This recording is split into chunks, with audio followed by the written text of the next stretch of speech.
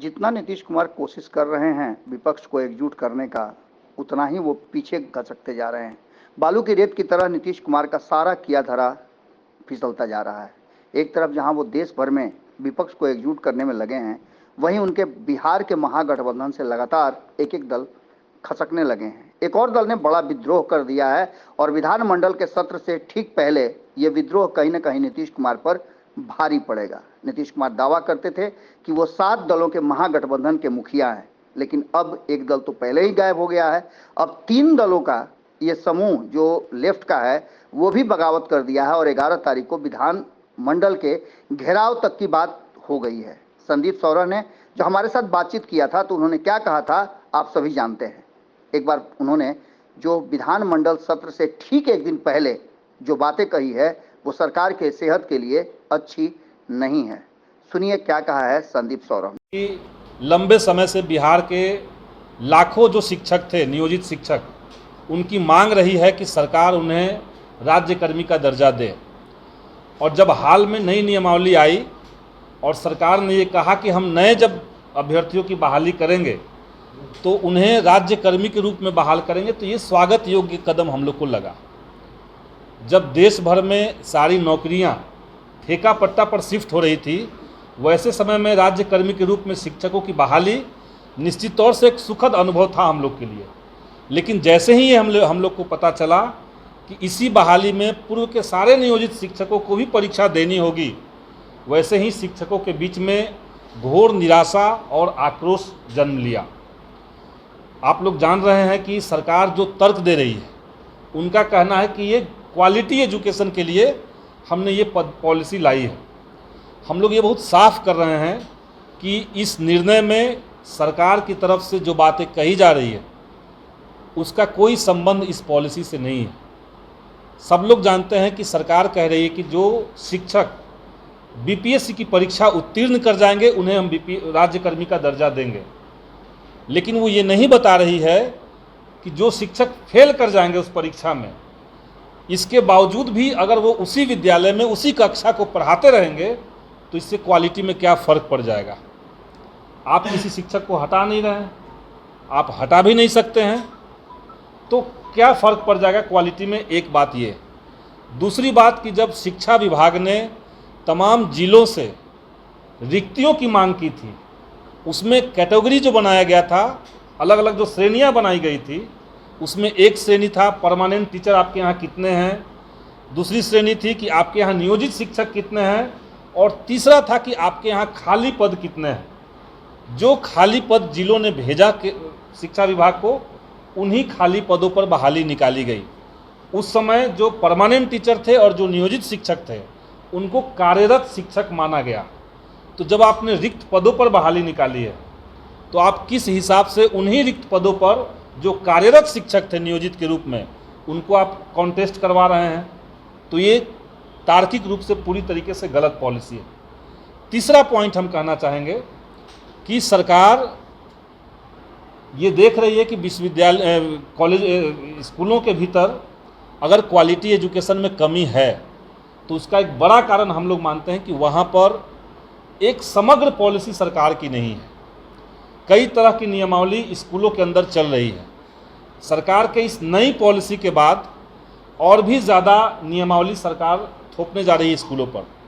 एक शिक्षक होंगे जो सुप्रीम कोर्ट के आदेश के बाद 34,000 शिक्षक पहले से हैं, बहाल हैं।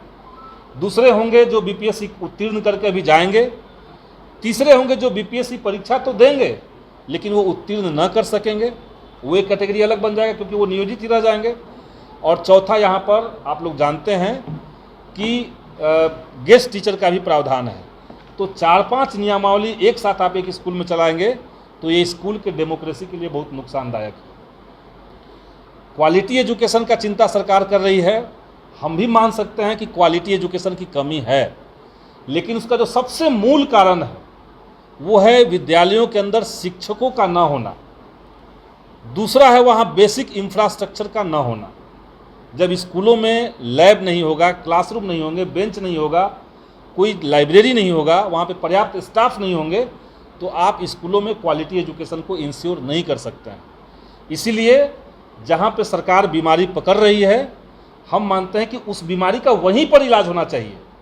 पेट दर्द का कभी भी आप सर दर्द का दवाई खा के पेट दर्द को ठीक नहीं कर सकते हैं। बिहार में शिक्षा व्यवस्था अगर सरकार को लग रहा है कि कमज़ोर है, उसमें सुधार चाहिए।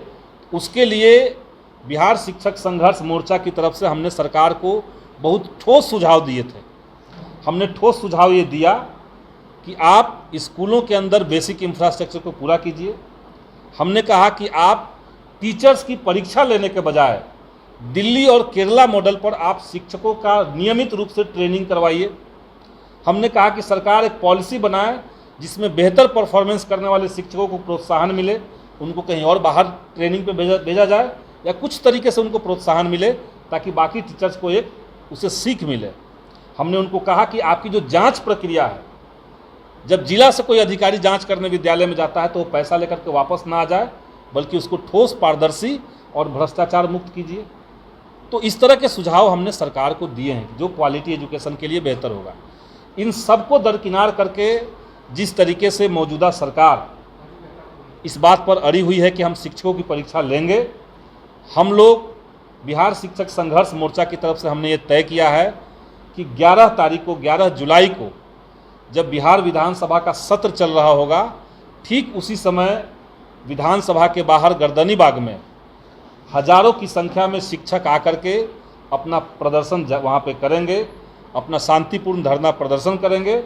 और सरकार से हम लोग की सिंगल एजेंडा एक ही मांग है कि जो शिक्षक नियुक्ति नियमावली आपने बनाई है 2023, उसमें संशोधन करके इस बात को आप रखिए कि बिहार के जितने नियोजित शिक्षक हैं जो पिछले 15 साल से 20 साल से पढ़ा रहे हैं, उनको बगैर शर्त राज्यकर्मी का दर्जा दिया जाए।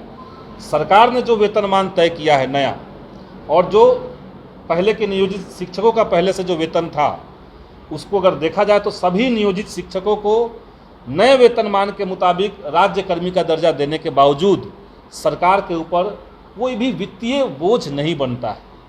आप सभी को राज्यकर्मी बना देंगे तब भी कोई खास पैसा आपको खर्च नहीं करना है।